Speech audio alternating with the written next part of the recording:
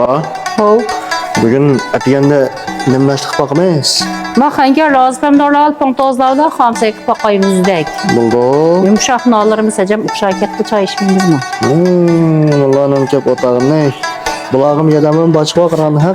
Men dasxon yog'an keli buloq birim kildochu, men beni xamsak qilmay qanchalik manqaninglarni sayyadan birim yo'q. Pontozini olib chila qo'yayım. Buldu. Yumuşak dursun ha? Ha. Başım lokma. Sayıları toğraşlı. Birdamdil o'xshadi bu say. Tamam. Yama asan lekin acayip yeyişlik say baba ha. Meymonlik va say. Kimgil ochiqsang olg'a mushu narsa yapoqudi xamsayni. Uy. Keldi karamaya birisi. Uy. Ha. Çıkan mavbak yemeye de. Ha. Ana hani koça dedi kandan birisi. Uy. O'lib ketganda hil to'rg'u, gildimishi.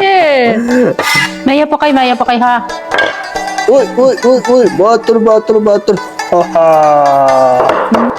Köyde apam boşuna ola. Tuyramdi. Tuzni ozroq sollabasak hozir. Sana pishni amdandim. To'g'risini bir o'tirdan to'g'ri o'tay. Buldu.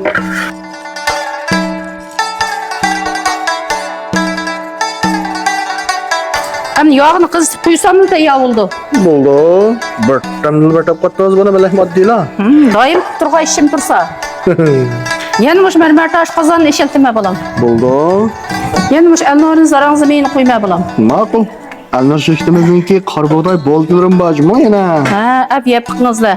Anna, O, sen ne yapıyorsun? men sizga cho'p say qilib yo'taman. Yemsiz.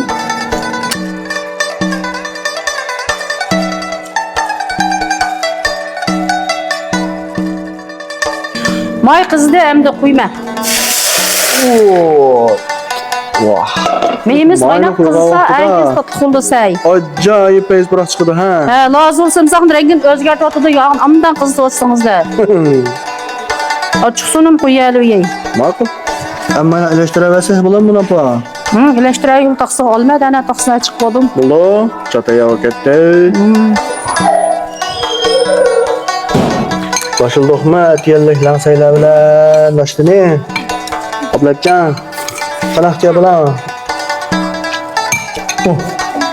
Ha, hoşçakalın. Çabata kalzapa ha. Jo'xatatni bilan ham chaqaychi.